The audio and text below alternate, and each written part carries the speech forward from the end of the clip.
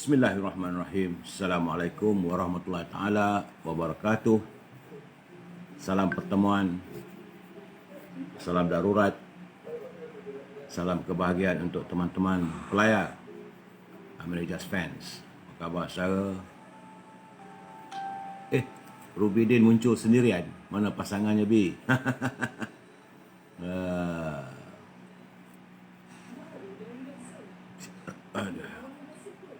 Saudara Yub, Waalaikumsalam. Saudara Moses Puso, terima kasih. Saudara Mama Elias, Harimau Berantai, Waalaikumsalam. Salam PKP ya. Usman Nor, Waalaikumsalam. Saudara Mak Kilau, Saudara Ibrahim Cik Muda. Berakhir derita, kenapa bergenang pula tu? Empat Kelengkering, Syahar Ibrahim. Berakhir derita, tell me more. Okey. Raja Kamal, Raja Bazian, apa khabar aku? Fairuz Samad, Sanizam Izam, Said Awang, Saudara Azman Muhammad, Effendi Lutan. Saya ingat Effendi daripada Sabah kot. Azman Muhammad, Saudara Man Azmi, terima kasih. Saya mengharapkan teman-teman share ya. Saudara Fairuz Samad, Muhammad Amdin, Wak Sukimen, Wak Jan dari Yomping ya. Semoga orang Johor sihat. Saudara Fuad Rahman, apa makan malam ni? Zulkarnain Mat Tahir, Saudara Taram Shah, sihat. Moga sihat, saya pun sihat. Makan kopi daripada ini Muar Johor. Saudara Taram Shah, boleh bikin salam pada semua. Rusinin Kerongot daripada Sabah, Marzuki Makno, salam, terima kasih. Saudara Effendi Lutan, Pak Abdul Wahid, salam. Makno Syarif, apa khabar saudara? ML Lizam, nama sedap. Rubidin, apa khabar Abi? Ada pula gambar pasangan ya. Tadi tengok gambar Ruby muncul seorang-seorang aja. Saudara Deadman, Hanseli Potih, Zul Osman, Kapli Kabir, Zubir Bakar dan teman-teman yang lain yang tak sempat saya sebutkan satu persatu ya. Saudara Jazlan Jaafar, Raja Kamal Jabazan ya. Saya pun alhamdulillah nampaknya beransur dah pulih sedikit. Hujan pun dah tak berapa ni. Fuad. Saudara Kamarul Azizi, saya ingin melaporkan kedudukan sekarang berhubung dengan COVID yang mengakibatkan kita mengalami ketidaktentuan PKP ataupun darurat. Hari ini tanggal 13 Januari, sejumlah 2,985 Saudara Sulaiman kes baru. Ni apa Saudara Sulaiman? Bang, risau bang. Parlimen macam mana ni? Tak apa. Sekejap lagi saya beri pencerahan ya. 2,985 kes baru menjadikan jumlah sepenuhnya adalah 144,518 orang warga kita yang telah dijangkiti virus corona yang mengundang 4 kematian. Jumlah keseluruhan kematian adalah 563 orang ya. Di Sabah masih meningkat, semalam 409 orang, hari ini 450. Jumlah di Sabah keseluruhannya sudah 41,000 ya saudara sekali. Terima kasih hantar like yang banyak saudara Syahri Ahmad, saudara Him. 41,899 warga Sabah yang dijangkiti oleh virus corona. Labuan hari ini alhamdulillah tiada jangkitan. Sarawak pula terus meningkat. Semalam 146, hari ini 166 di Sarawak. Berhati-hatilah warga Sarawak sebab sebagaimana yang saya katakan, bila datang musim hujan dan sekarang ni hujan sudah pun meredah ke Sabah, ke Sarawak. Jadi dalam musim hujan ini kuman-kuman atau virus corona ini mudah rajanan. Tok saya powder. Okeylah tu, cantik gambarnya, ketawa banyak. Popkan Mama Azmi Ali, terima kasih. Oi, banyaknya hati itu. Like saya seperlukan. Datuk, bila lagi nak jatuh PN ni? Sabar dulu, sekejap lagi saya beri pencerahan. Di Kedah juga meningkat. Semalam 62, hari 97. Di Penang, semalam 317, hari ni 105 orang. Masih lagi tak cerai ya, Sarjan. Zainuddin Din, apa khabar saudara? Di Selangor, di Perak 61. Aku lega lah sedikit. Di Selangor masih lagi lingkaran yang tidak menentu, yang agak menggerunkan. Kerana walaupun semalam 1,007 tapi hari ini 837 orang warga Selangor yang dijangkiti oleh virus corona. Jumlah di Selangor 42,128 orang. Di Kuala Lumpur berkurangan tapi 289 orang. Putrajaya juga turun semalam 30 orang, ini 11. Di Negeri Sembilan ni, Saudara Sulaiman, apa ni? Apa nak jadi ni? Tiba-tiba ni naik balik 106 orang. Dah 9,300 ni. Orang negeri kena jangkitan wabak virus corona. Melaka juga naik, Saudara Rosli Lendu. Semalam 21, hari ni 72. Dan di Johor, sebagaimana yang saya katakan, kerunsingan saya adalah di negeri Johor. Sebab Johor masih lagi ada hujan.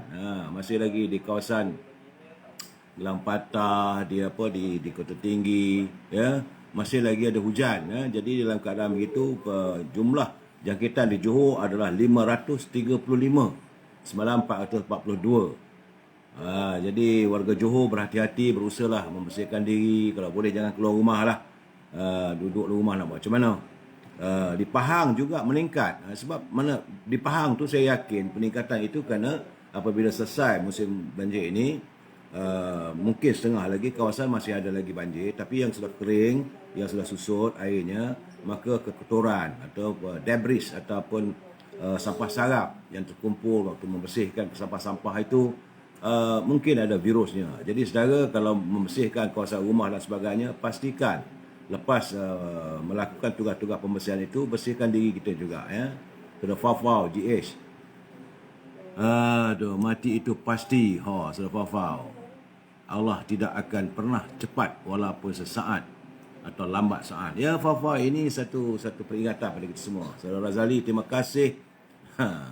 Jangan tunjuk 5 jari nak pergi pelempang tu, Saudara Razali. Mikomo Mazimah. Di Terengganu 27 naik juga, semalam 20, hari 27. Di Kelantan juga semalam 86, hari ini naik 97, ya, musuh poso. Jadi kawasan-kawasan yang didaki air bekas banjir, masih lagi ada peningkatan wabak virus corona. Dan di Perlis, Pak Nazil nampak-nampak gayanya masih lagi wujud satu pula. Mungkinlah kluster Timbalan Menteri ke maknya. Saudara, hari ini seorang warga Perlis, dia balik-balik di Pulau Pinang, yang berhormat Datuk Zaidi Zainal, Timbalan Menteri Komunikasi dan Multimedia, merangkap ahli Parlimen Padang Besar Perlis, disahkan dijangkiti COVID-19 dan beliau kini dirawat di Hospital Sungai Buloh. Kenyataan resmi daripada kementerian beliau menyebut bahawa beliau kini sedang menjalani rawatan. Jadi artinya semalam beberapa hari lalu Datuk Mustafa Mohamad, Menteri Ekonomi, juga ahli Parlimen, Rina Harun, Menteri Kemajuan Wanita, yang juga merupakan ahli Parlimen Titiwangsa, kemudian Menteri Keselamatan Dalam Negeri Datuk Hamzah Zainuddin, disahkan dijangkiti oleh virus corona dan sekarang ni kuarantin, tak tahu di hospital ataupun di rumah. Dan hari ini Datuk Zaidi Zainal, kita mendoakan agar mereka segera sembuh. Soal kita berbeza pandangan politik, itu soal lain. Kesihatan sesama umat Islam, kita harus mendoakan sama kita kebaikan untuk mereka, ya. Kepada yang lain tu saya mengharapkan berhati-hatilah. Suasana banjir di seluruh negara nampaknya ada berkurangan. Hari ini di sekitar Petaling Jaya tidak ada hujan. Tapi malam ni saya nampak suasana gelap balik. Tapi bagaimanapun berhati-hati kerana ramalan kaji cuaca mengatakan akan ada hujan. Dan ini takut gelombang ketiga kerana apa yang berlaku, air pasang keling ataupun air pasang besar akan melanda sehari 2 hari lagi. Jadi kalau air laut itu pasang besar, dia bertembung dengan air yang turun daripada air hujan, maka tentulah akan mengakibatkan banjir. Jadi kepada saudara yang tinggal berhampiran dengan kawasan-kawasan sungai, ya, silalah ikuti perkembangan ataupun arahan daripada Majlis Keselamatan Negara, ya. Itu laporan kedudukan cuaca dan juga COVID. Jadi kita masuk sesi sabda junjungan. Daripada Abu Hurairah radhiyallahu anhu berkata, Rasulullah SAW bersabda, mukmin yang kuat lebih baik dan lebih dicintai oleh Allah Subhanahu Wa Taala adalah daripada mukmin yang lemah. Pada masing-masing memang terdapat kebaikan. Bersemangatlah melakukan hal yang bermanfaat untukmu dan mintalah pertolongan kepada Allah, serta janganlah engkau merasa malas menjadi orang yang lemah. Jadi memanglah kita dilahirkan dengan penuh kelemahan. Jadi bukanlah kita ni hebat segala-galanya. Jadi Muslim, tapi kita tidak akan hanyut dengan kelemahan itu. Jadi kita sentiasa berusaha untuk memperbaiki kelemahan kita Dan di samping itu sentiasa berdoa pada Allah SWT. Itulah Muslim yang dicintai oleh Allah. Kerana apabila kamu tertimpa satu musibah, maka janganlah kamu mengatakan seandainya tadi aku buat begini dan begitu, saya tidak akan menjadi begini dan begitu. Katakanlah ini sudah takdir Allah dan apa yang dikehendakinya pasti akan terlaksana. Jadi kalau saudara terjebak dalam kemalangan ke apa, jangan cakap tadi kau tak bawa motor, tak jatuh. Ataupun tadi tak keluar rumah, tadi tak terterap jatuh. Ya? Jadi jangan kita lafazkan kata-kata itu. Segala-galanya ketentuannya adalah daripada takdir Allah SWT.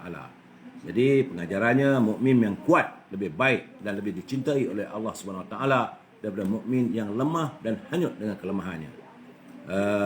Rasulullah SAW memerintahkan agar kita bersemangat dan bersungguh-sungguh serta memohon pertolongan kepada Allah dalam melakukan perkara yang bermanfaat, sama ada yang berkaitan dengan agama maupun dunia, untuk menjadikan mukmin yang lebih baik dan lebih dicintai Allah SWT. Marilah kita bersifat rahmah, iaitu menjadikan mukmin yang kuat iman, kuat semangat, kuat tenaga, berusaha dan tidak melupakan segala-galanya adalah tertakluk kepada takdir Allah SWT. Negara rahmah, umat sejahtera.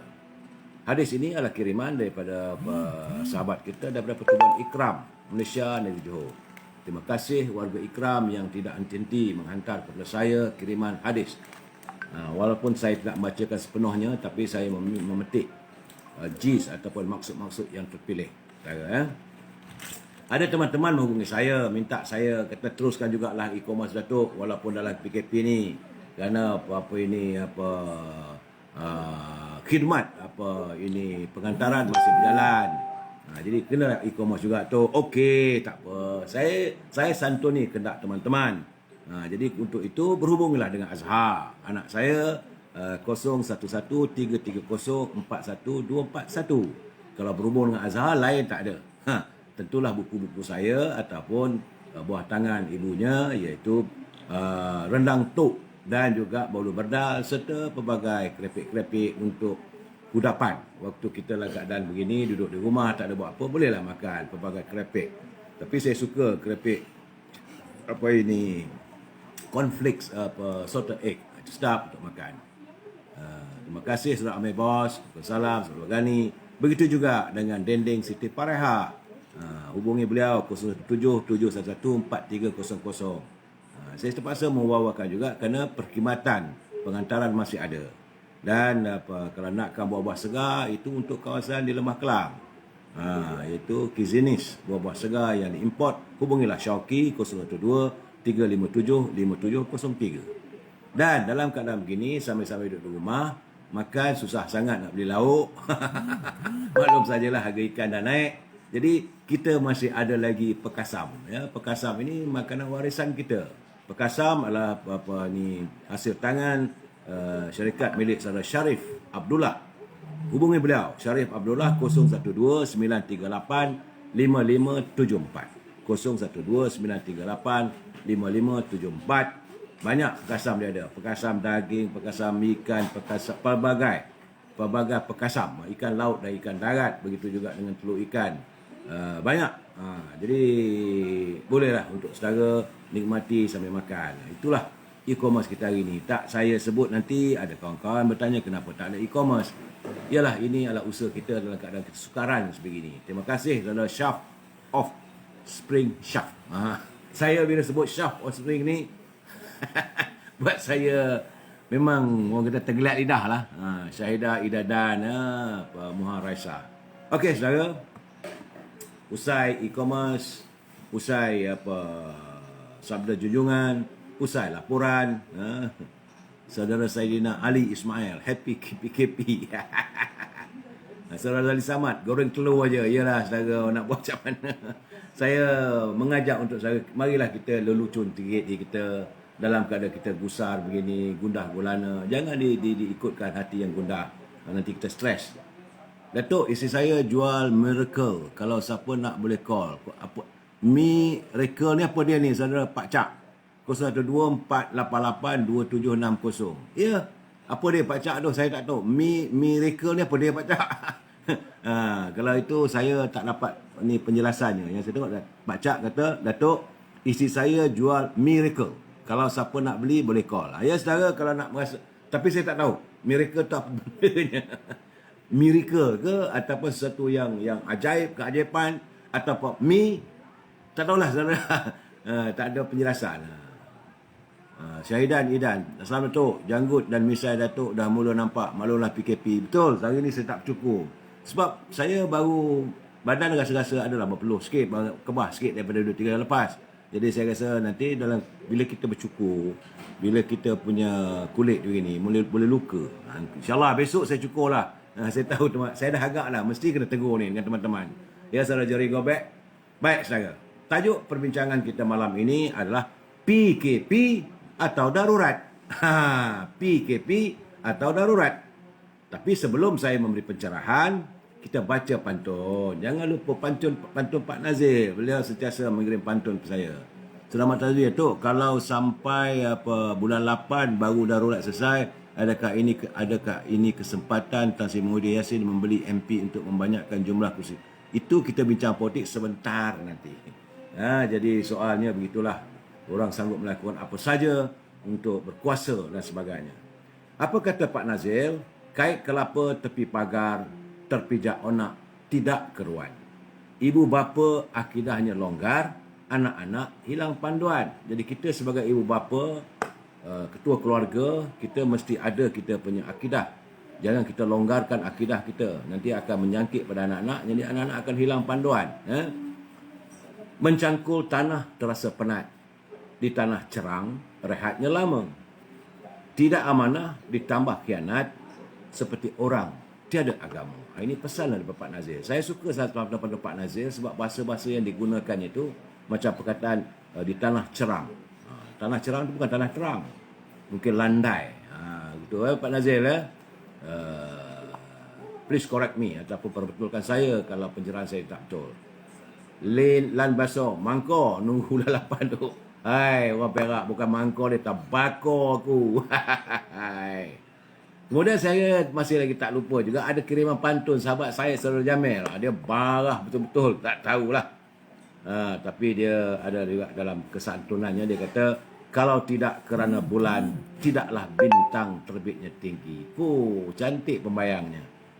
Kerana takut hilang jawatan, kepada Agung lah dia pergi. Dia meletakkan amarahnya di situ. Jadi dia kata hidung tak mancung, pipi pula tersorong-sorong. So Jamil, sabarlah. Inilah percaturan politik yang sebagaimana saya nyatakan dulu-dulu lagi. Politik is the art of deceiving mankind. Politik itu adalah seni pada percaturan minda manusia. Baik saudara, salam moratorium 10,000 kumpulan wang simpanan pekerja. Masih lagi tidak ada gambaran, tidak ada penjelasan. Walaupun ada PKP tapi pejabat dibuka. Jadi mereka-mereka yang mentadbir kumpulan wang simpanan pekerja tidak menyantuni sehingga saat ini. Katanya nak bagi dan apa semua belum ada. Saya tak dapat. Kalau ada masuk dalam kiriman saya, tentulah saya akan mewar-warkan.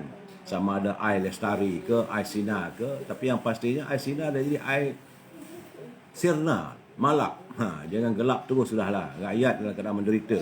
Sepatutnya dalam keadaan sekarang ini, mereka ini semestinya menyantuni sehabis mungkin, sebaik mungkin rakyat. Mereka langsung tidak ada hati perut lah kadang-kadang. Tak ada kesian langsung pada rakyat.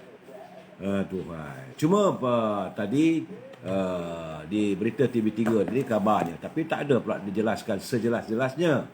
Kabarnya bantuan prihatin 2.0 bakal mula dibayar pada pertengahan Januari ini. Cuma yang saya tengok perhatikan, kenapa pula cuma kepada 6 juta rakyat. Kita di Malaysia ni 36 juta. Kalau 6 juta ni masih ramai tak dapat lagi. Dari jumlahnya pun tidak disebut satu persatu secara tuntas. Dan apakah bantuan prihatin 2.0 itu sekali ke ataupun 2 kali ke? Sebab yang kita bakal hadapi adalah selama 8 bulan. Takkan bagi 1,000 ataupun 600 atau 1,000 ringgit itu cukup untuk 8 bulan nak makan. Jadi kerana itu saya menyantuni kiriman Puan Mariam Siddiq. Tadi lebih kurang dalam pukul 8 tadi masuk dalam tagline saya. Dia kata, Datuk, salam. Rintihan kami rakyat menderita susah. Saya tersentuh. Dia kata kerajaan hilang majoriti, tapi kabinet masih ada. 70 orang lebih menteri bergaji penuh. Tapi kami rakyat makan bubur nasi yang tak payah berlaut. Zalimnya mereka. Datuk, macam mana nak buat surat terbuka kepada Yang Tuan Agong agar baginda tahu penderitaan kami? Saya kata benda-benda macam ini kalau Puan Mariam ada persatuan, perkumpulan, bolehlah mengadakan satu surat permintaan beramai-ramai, hantar menceritakan isi hati. Saya yakin sebab dulu Yang Maha Tuan Agong, baginda kasih dan sayang pada rakyatnya. Kadang-kadang penderitaan kita tak sampai kepada baginda. Baginda sudah dapat melihat dari jauh. Dari istana tengok rakyatnya, gambaran yang diberikan oleh mereka yang bernama menteri itu gambarnya rakyat okey. Jadi bila dapat itu, tuanku kata okeylah kalau rakyat okey. Tapi sebenar-benarnya realitinya saya yakin mungkin tuanku tidak tahu. Jadi janganlah saudara hantar surat pada tuanku nanti dengan bahasa-bahasa yang kasar. Jangan pula nak menyalahkan baginda. Baginda tuanku ni dia sentiasa hati dan jiwanya pada rakyat. Sebab itu apabila baginda bersetuju untuk mewujudkan proklamasi darurat ini, tidak lain tak bukan kerana mungkin gambarannya, tapi alasannya kerana COVID-19. Saya pun tak tahu. Mungkin ada gambaran-gambaran lain. Jadi bagi baginda memikirkan soal darurat yang lebih besar lagi. Jadi sebab itulah tentunya baginda bersetuju untuk diproklamasikan darurat ini.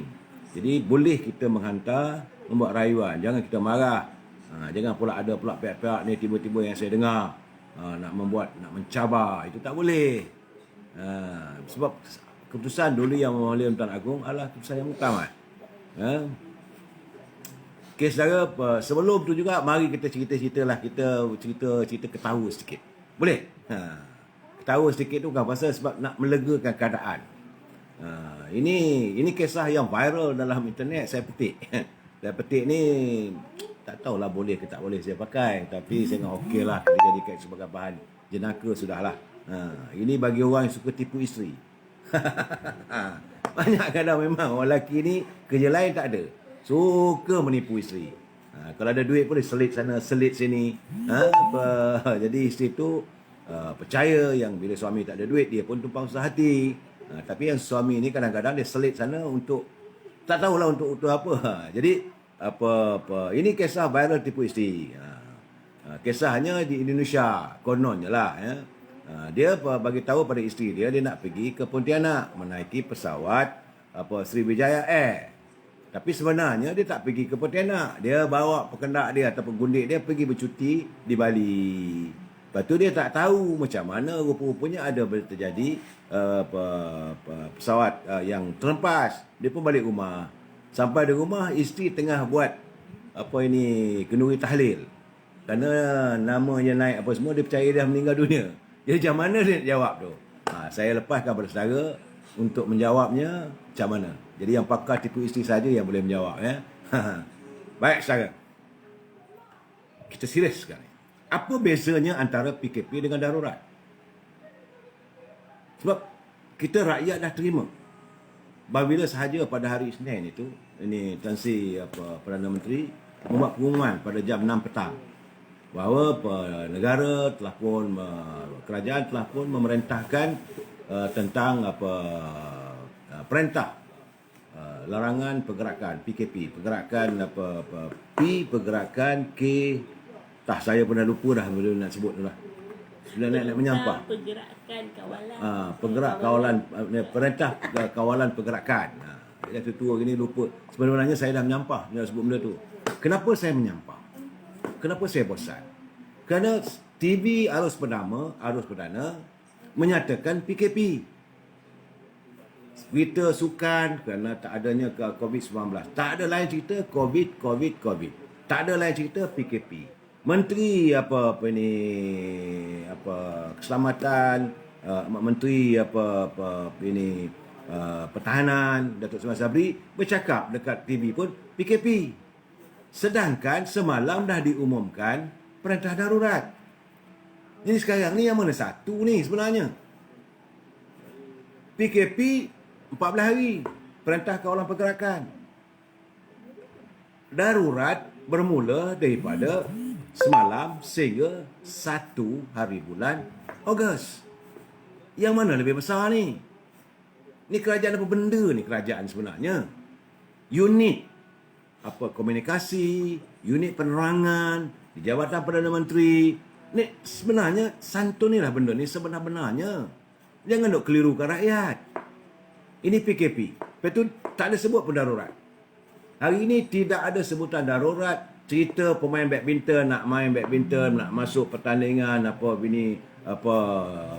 Thailand Open lah, pasukan bola sepak tak boleh lah, apa semua. Untuk sukan tak dibenarkan kerana PKP. Bukan kerana darurat. Jadi timbullah joke dalam saya punya tu. Dia kata okey lah, sukan semua tak boleh kecuali sport toto. Sukan lah. Jadi keadaan begini, jadi akhirnya rakyat jadi lelucon. Kerana mereka tidak dapat memahami apa itu perintah darurat. Sebenarnya perintah darurat ini sesuatu yang serius. Dia bukan main-main. Dia mengatasi. Sebaik sahaja diumumkan oleh Ketua Duli Yang Mahkamah Tuan Agung mengisytiharkan. Ini proklamasi. Proclamations of the emergency. Ini adalah proklamasi darurat. Dia bila sebut saja darurat, segala-galanya mengatasi PKP. Sepatutnya waktu itu Perdana Menteri pun dah tak ada. Jawatan Menteri pun dah tak ada. Kerana waktu itu bila darurat, habis. Kerana sekarang ini saya dengar juga menteri apa itu bercakap, menteri ini bercakap, ada ke lagi jawatan menteri ini? Kerana sehingga saat ini tidak ada pembentukan majlis pentadbir negara ataupun pemageran. Majlis Gerakan Negara tidak dibentuk lagi. Jadi kita tengok ni apa benda ni? Kerajaan, kalau saya bercakap benda ni, orang kata saya apa tak lain nak mencari, nak komplain lah kerajaan. Tidaklah, saya nak bagi tahu dah segalanya betul saudara Rimba. Dah sekarang ni dah tunggal langgang. Rakyat jadi pening. Tadi di Pulau Pinang ada sekatan jalan, pegawai polis yang mengadakan sekatan, dia kata ini perintah PKP. Kita bagi tempoh dalam 3 hari. Dalam perintah darurat tak ada tempoh.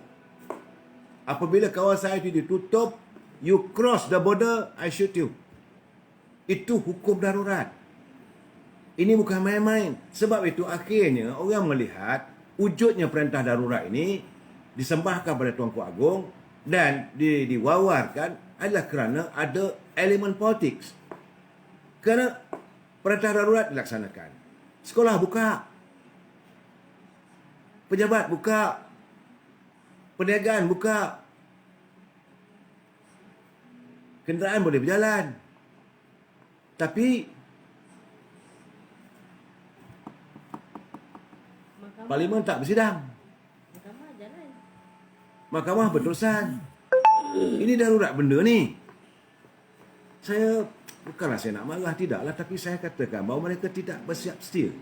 Kesiapsiagaan untuk menangani perintah darurat ini. Perintah darurat bukan memang sebab ia direkod. Dekri yang boleh memproklamasikan darurat ini Agong. Tak ada seorang pun Perdana Menteri tak boleh kata saya dengan ini mengumumkan darurat. Tak boleh. Yang boleh mengumumkan perintah darurat ini dekrinya hanya Duli Yang Maha Mulia Yang Tuan Agong. Dan ini ada tertakluk dalam Perlembagaan 150. Jelas hak mutlak Agong. Bila Agong dah jatuh, dia kena macam jatuh hukum lah. Tok, ini siapa? John Paknan. Tok, kalau buat alasan nanti apa ni. Tok, kalau buat alasan nanti jangan sampai derhaka titah Tuan Agong, hati-hati. Ya, betul. Saya bukan nak menderhaka Tuan Agong, tidak. Sebab saya nak menyantuni bahawa ini titah Agong. Ini titah yang Tuan Agong darurat. Kena laksanakan. Dan tidak boleh dicabar. Siapa yang engkar adalah treasons, derhaka. Jadi saat itu, bila diproklamasikan semalam, artinya segala-gala terhenti. Tapi apakah perancangan pihak kerajaan bila Agong dah sudah mewujudkan ini perintah darurat ini, bagaimana dengan bekalan api air? Ini tempohnya bukan sehari. Tempohnya sampai bulan Ogos. Ya betul, boleh dipendekkan. Kalau Duli Yang Maha Mulia Tuan Agong berpuas hati bahawa ancaman keselamatan, ancaman ekonomi, ancaman kesihatan ini sudah berakhir, maka agung saja yang boleh memberhentikan larangan ataupun perintah darurat ini. Tidak ada orang lain. Saudara, jadi bagi saya dalam keadaan sekarang ini, kenapa diwawarkan PKP?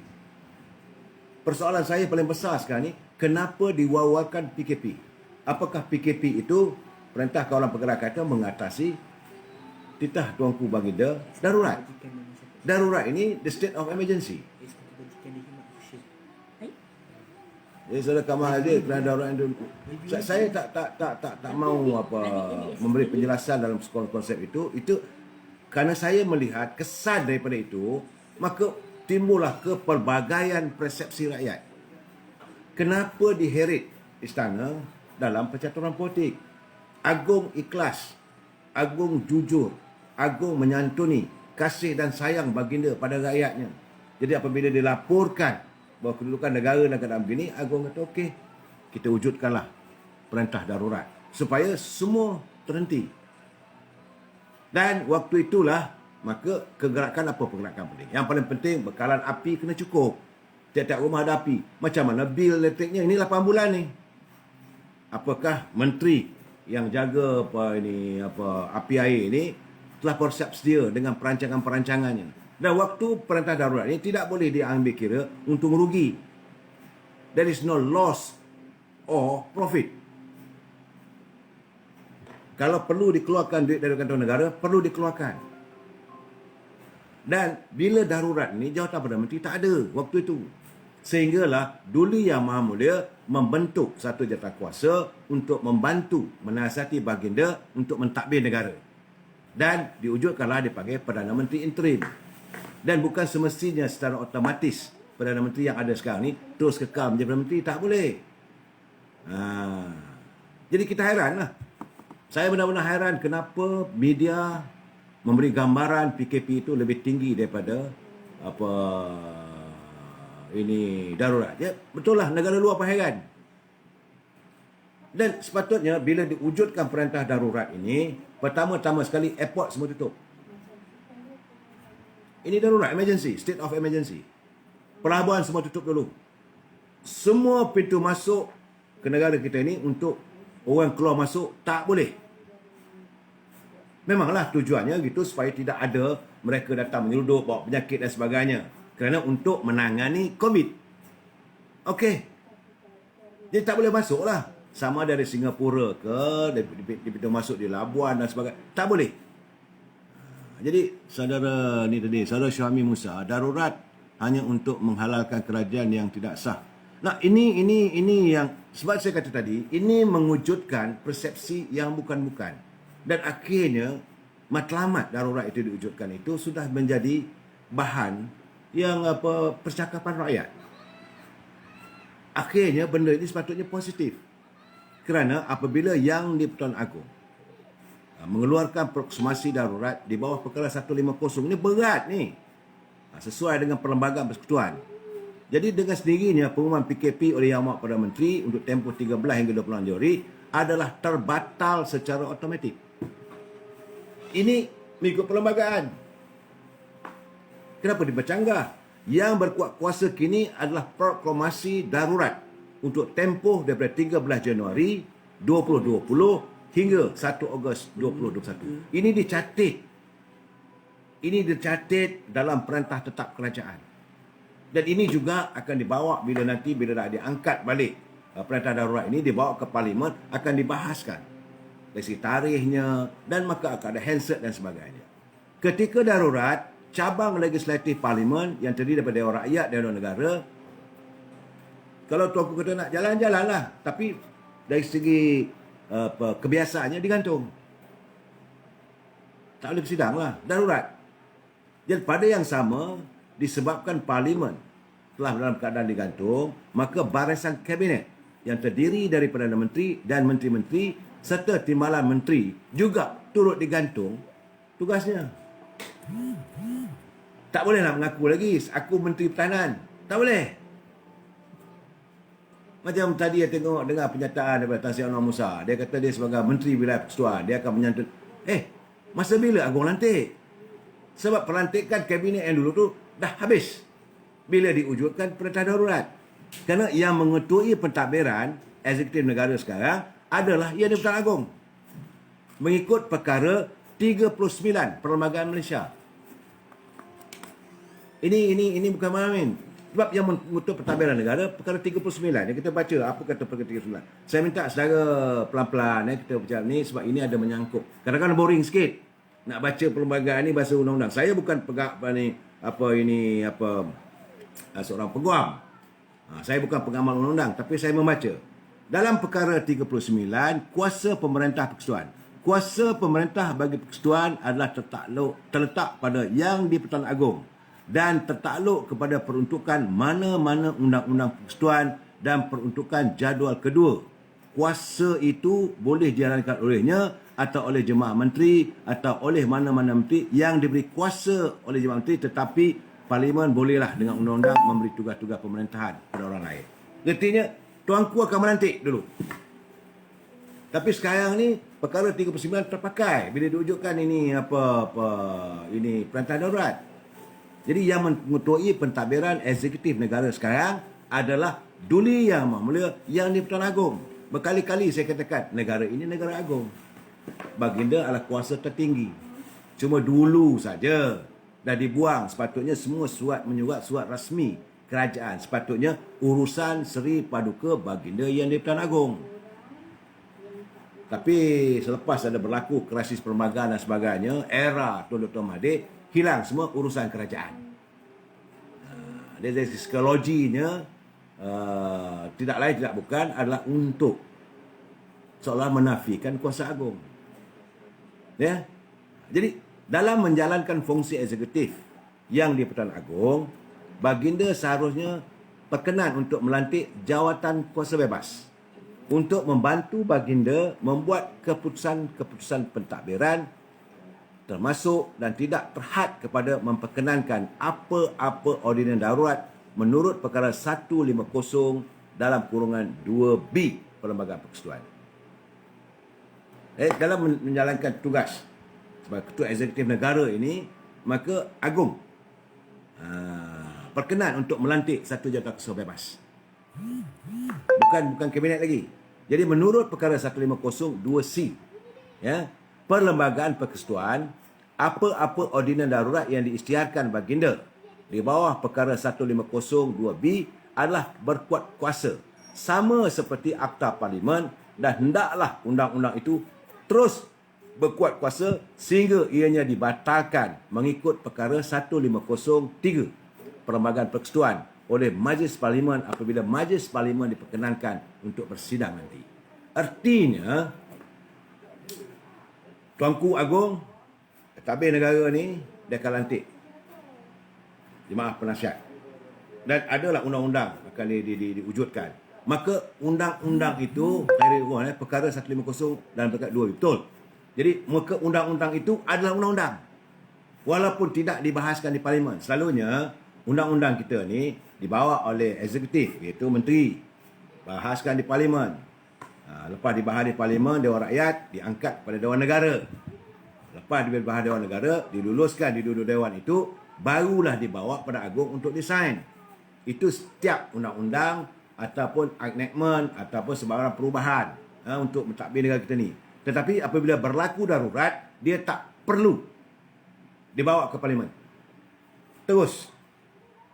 Kalau tuanku kata dengan ini nak disiarkan kawasan Pulau Pangkuk itu kawasan yang tak boleh dimasuki oleh sesiapa pun, mana kena kawal lah. Itu jadi undang-undang.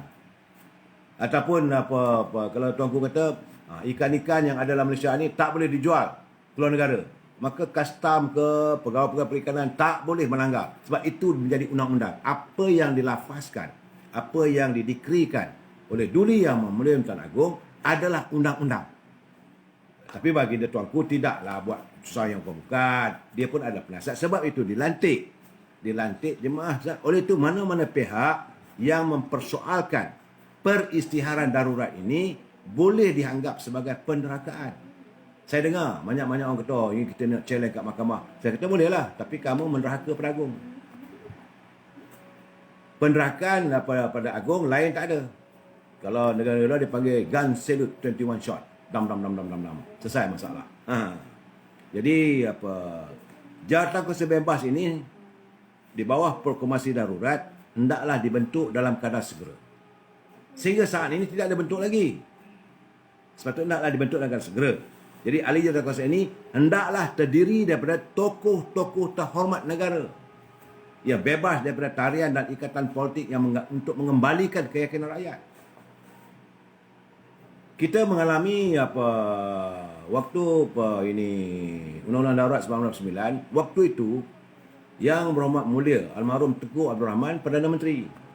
Tapi yang mengumumkan, macam saya kata semalam, yang mengumumkan ini Perintah Darurat itu Tun Dr. Ismail, dan pengurusi jawatan kuasa yang dibentuk waktu itu adalah Tun Razak. Timbalannya Tun Dr. Ismail. Dan Tun Razak waktu itu, almarhum Tun Razak, berkuasa sepenuhnya dan menjalankan tugas-tugas eksekutif mengikut kelulusan daripada Yang Tuan Agong. Itu caranya. Sehinggalah selepas itu, bila dipulihkan kembali, barulah Parlimen bersidang semua, dijalanlah pentadbiran seperti biasa. Jadi, kerana itu, saya tertarik juga. Kerana itulah ada tulisan daripada, ada permintaan daripada Gerak 98.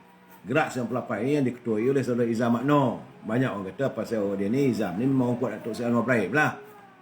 Ya, jadi kita harus berlapang dada sebab bila dia tulis itu semalam saya menyiarkan apa permintaan daripada Datuk Ibrahim Ali, iaitu Presiden Parti dia Presiden Perkasa Parti Putera. Dia minta supaya segera diwujudkan jawatan kuasa. Jadi begitu juga hari ini Gerak. Apa kata Gerak? Gerak 98 dia kata, kami menjunjung kasih ke bawah Duli Yang Maha Mulia Tuanku dan titah darurat. Itu sebab titah darurat kita kena junjung, kita kena terima.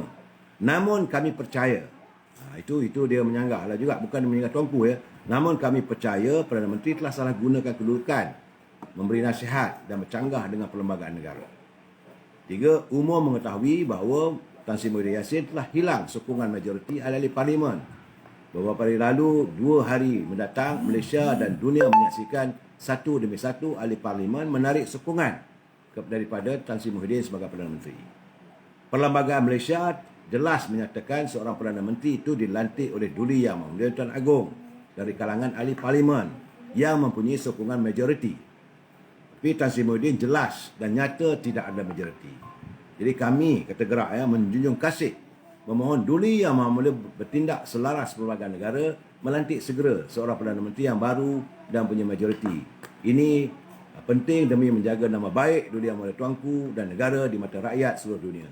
Tindakan segera Duli Yang Maha Mulia juga perlu demi menyelamatkan negara daripada terus dirosakkan oleh seorang yang hilang sokongan. Ini gesaan ataupun surat yang dihantar oleh Gerak 98 Datuk Muhammad Izam Makno.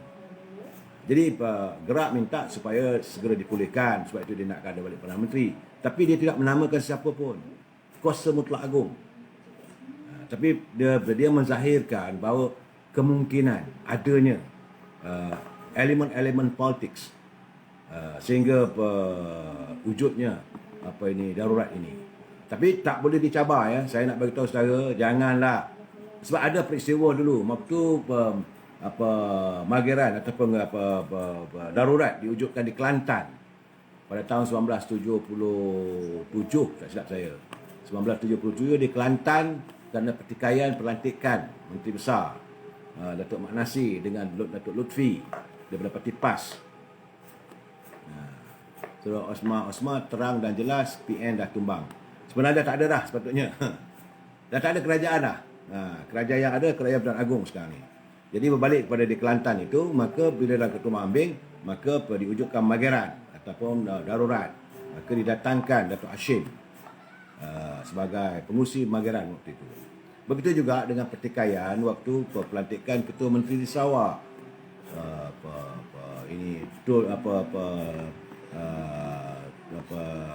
Tulis Sri apa nama dia? Dengan Kalaningkom. Jadi ada berlaku apa semua tu, wujudkan Mageran dulu. Demi darurat ini diwujudkan semata-mata untuk memberhentikan segala kegiatan politik yang boleh bercempura. Tapi yang ini alasannya adalah COVID. Sebab itu saya petikankan tadi kenapa disebut PKP. Sepatutnya darurat untuk menyelesaikan COVID ini. Tentulah Baginda Agong begitu yakin dengan darurat ini, maka COVID ini dapat diselesaikan dengan cepat dan secara tuntas. Memang negara-negara luar pun mewujudkan juga pemerintah pindah darurat. Macam saya katakan semalam, di England dia claim declare emergency, tapi emergency itu selama sebulan. Begitu juga di Spain. Begitu juga cuma di Indonesia tak ada darurat. Tak silap saya lah, dalam pemerhatian saya berhubung dengan COVID ini, yang paling teruk terkesannya adalah di Filipina. Sehingga kan Duterte, presiden Filipina, dia kata I don't have any more money. Kerajaan dah tak ada duit dah. Tapi dia tidak pula mewujudkan state of emergency. Sebab apabila diwujudkan state of emergency, kesannya banyak. Pertama sekali apabila diwujudkan darurat ini, pertama-tama sekali barangan keperluan rakyat tentulah akan berkurangan dan harganya akan mendadak. Dan ini memberi tekanan kepada rakyat. Jadi apakah pihak pemerintah, pimpinan sudah membuatkan persiapan yang cukup?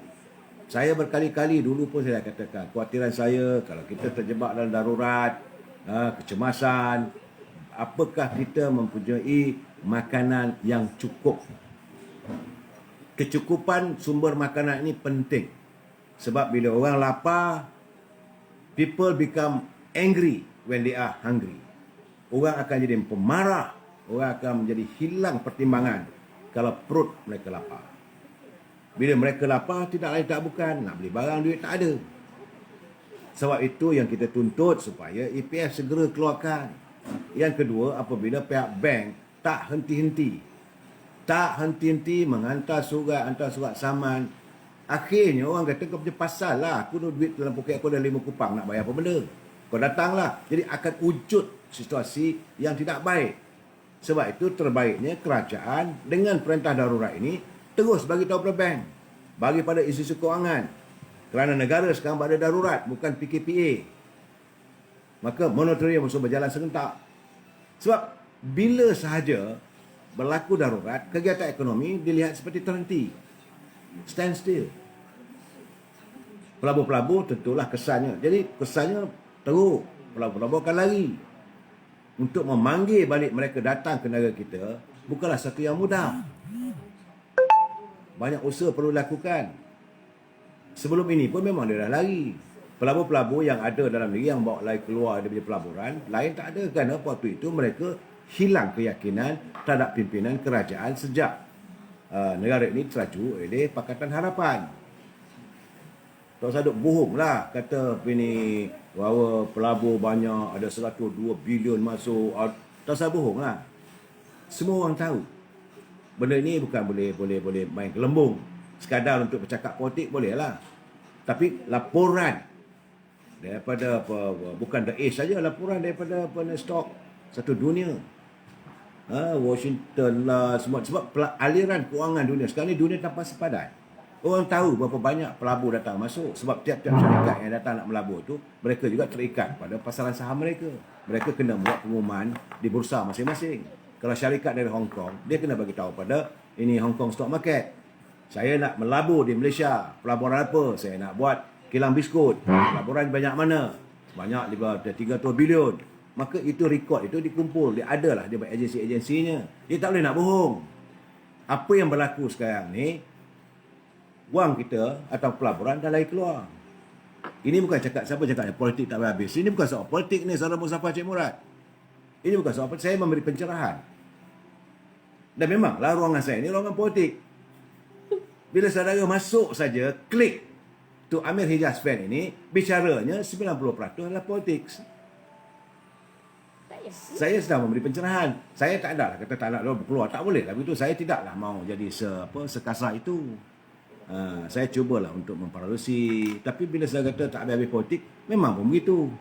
Habis saudara mau apa? Apa maunya? Dalam keadaan sekarang, untuk saya berbicara soal ekonomi, saya bukan pakai ekonomi. Untuk saya membuat pengumuman, itu, ini untuk kebaikan. Saya bukan menteri. Saya memberi pencerahan sepengetahuan saya. Awal-awal saya dah bagi tahu, saya bukan peguam, tetapi saya baca perlembagaan mengikut kefahaman saya. Might be I'm right, might be wrong, tapi bagi saya lain tidak. Bila menyentuh soal darurat ini, hak kuasa mutlak. Jangan ada pihak-pihak yang cuba mencabar. Kalau cabar tu saya terasa cabarlah, tuanku saya kena cabar. Saya menjunjung apa saja perintah titah tuanku ni kita ikut. Yang menjadi permasalahan yang saya tekankan adalah apabila perintah darurat ini diwujudkan, ada menimbulkan persepsi politik. Persepsi politik ini bukan datang dari istana. Persepsi politik ini datang daripada orang-orang yang berkepentingan. Jadi, dalam keadaan begitu, sebab itu saya bertanya, apakah waktu beliau menasihati tuanku, waktu itu, dia adalah seorang Perdana Menteri yang ada legitimate. Ada keabsahannya sebagai Perdana Menteri. Kerana waktu itu dia dah bukan Perdana Menteri. Dah hilang.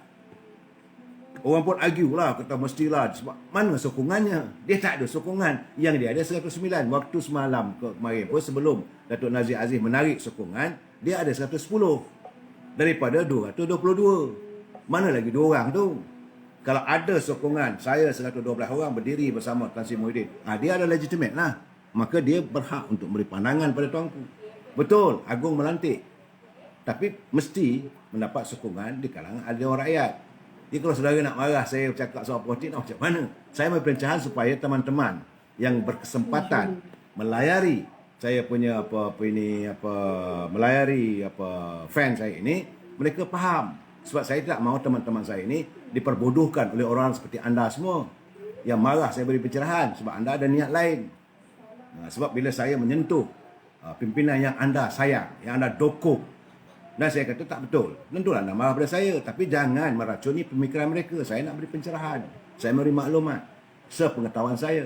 Bila anda nak mempertahankan Tan Sri Muhyiddin sebagai Perdana Menteri, saya nak buat macam mana? Saya perlu menjelaskan dari segi perundangan, dari segi perlembagaan, dia sudah hilang legitimasi, keabsahan dia sebagai Perdana Menteri.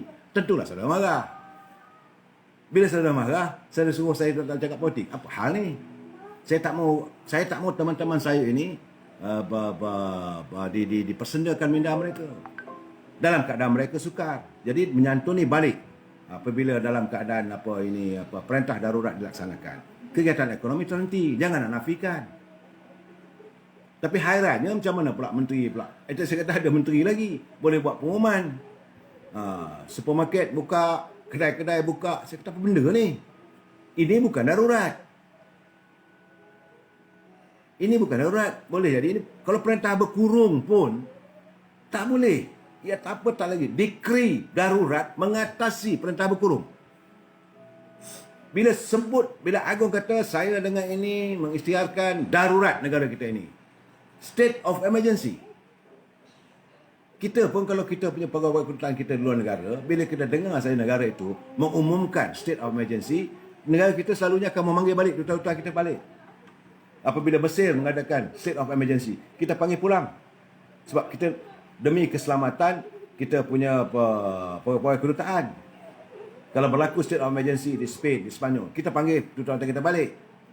Jadi bila dah declare benda begitu, tentulah negara-negara luar punya kedutaan pun dia akan panggil kedutaan dia balik. Sebab Malaysia now in a state of emergency. Ini ke sana. Jadi dalam keadaan begitu, saya dalam keadaan sekarang ni, kawalan keluar masuk saya ni yang saya risau.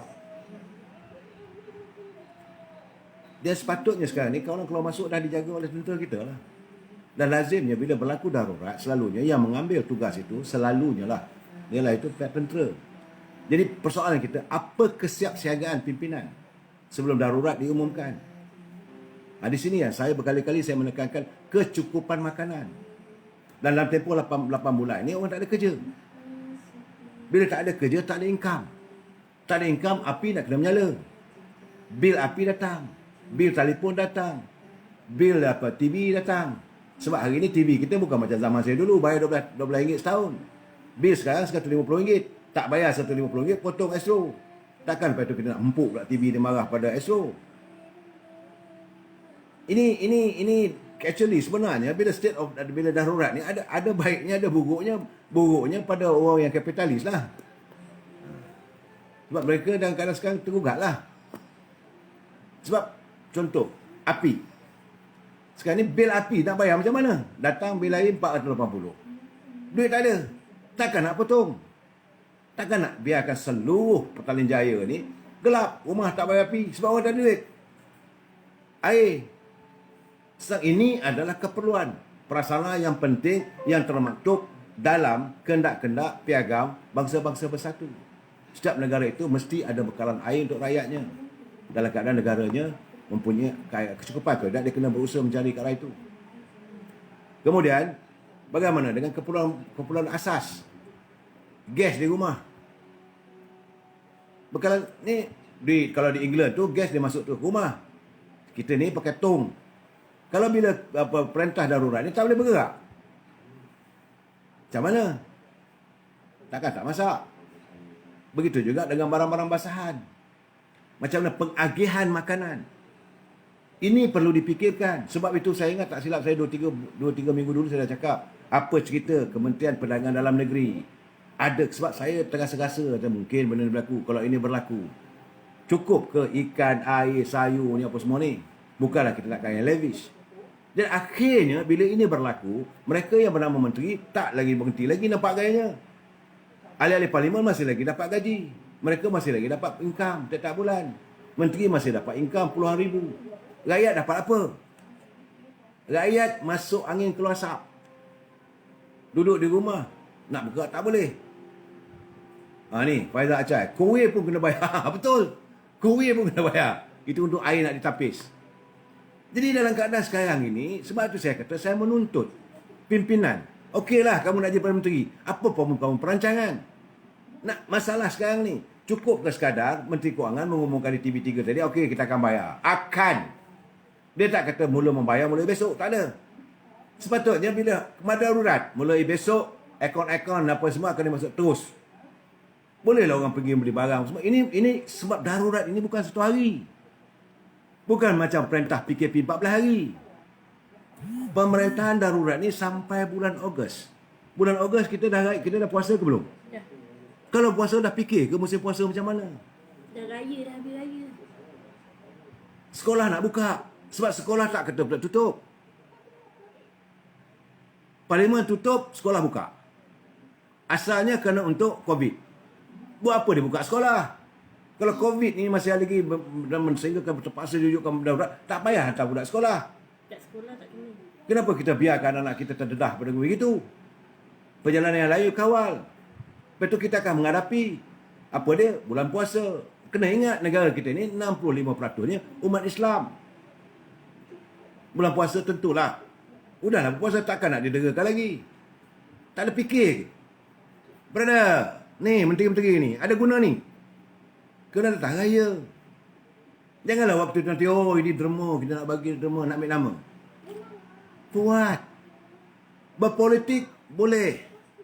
Tapi bukan politik yang tidak menyantuni rakyat. Rakyat perlu disantuni setiap waktu.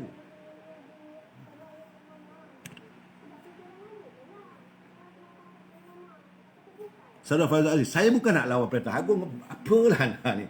Saya menceritakan keadaan begini, kesiapsiagaan pimpinan kerajaan bukan agung. Daulat tuanku ni memang kita sanjung. Memang kita sanjung. Memang itulah. Tetapi mereka yang memberi nasihat pada tuanku telah siap sedia ke? Bukan kita nak menyanggah, tidak. Kita bersetuju. Ada rakyat bangkit menentang? Tak ada. Saudara Muslim Ahmad, daurat politik, ini sebab saya tak mau menyebut, saya tak mau menyantuni soal begitu. Yang saya petikaikan sekarang ni, bukan saya petikai, yang saya utarakan permasalahan yang bakal dihadapi oleh rakyat. Apakah pimpinan negara sedar benda-benda begini? Akibatnya, kegusaran saya bukan hanya untuk rakyat biasa, saya sendiri pun akan terkesan.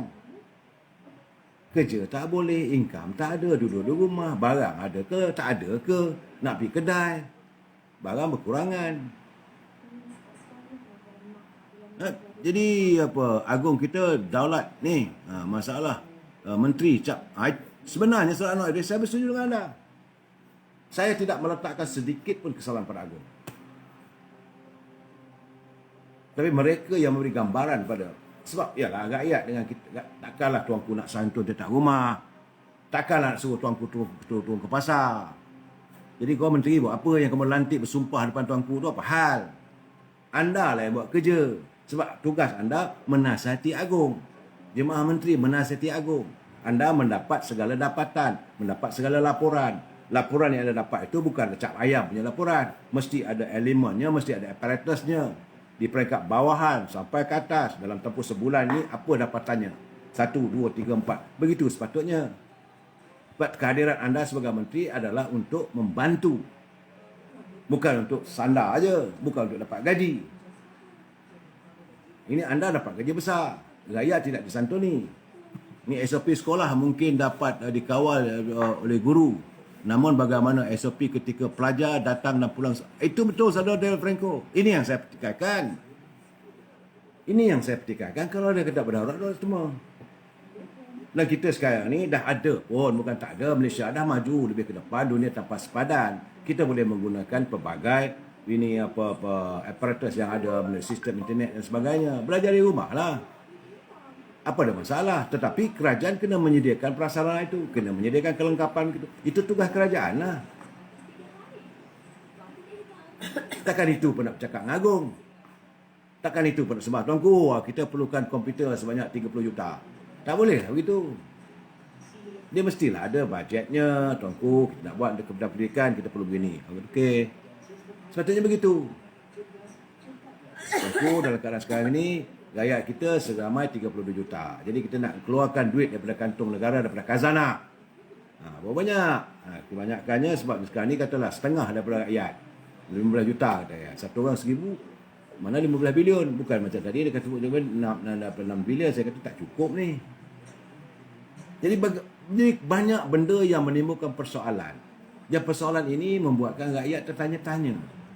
Ke mana negara nak dibawa oleh pimpinan? Dan akhirnya mereka seolah-olah nak beri gambaran bahawa orang akan kata silap sana. Tak boleh begitu. Jangan. Kita rakyat yang cinta damai. Kita rakyat yang tidak akan menunjukkan unjuk rasa yang bukan-bukan. Tapi bagaimanapun, untuk kita jelaskan pada tuanku, bahawa dalam keadaan sekarang ini rakyat sedang letih.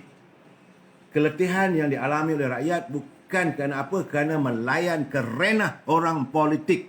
Mereka inilah selama 8 bulan sejak daripada pilihan raya 2018, sejak Pakatan Harapan memerintah sampai saat sebelum darurat diwujudkan, rakyat berada dalam keadaan limbo, pemikiran mereka tak menentu sebab pemimpin-pemimpin yang ada itu banyak mementingkan diri sendiri.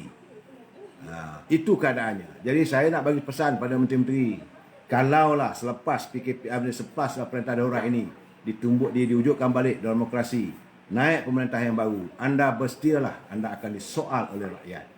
Bersedialah menghadapi mahkamah rakyat apabila anda tidak menyantuni rakyat. Saya sambung lagi malam esok. Wabillahi taufiq wal hidayah. Assalamualaikum warahmatullahi wabarakatuh. Selamat malam. Selamat duduk di rumah. Santunlah keluarga anda. Sentiasa berwaspada.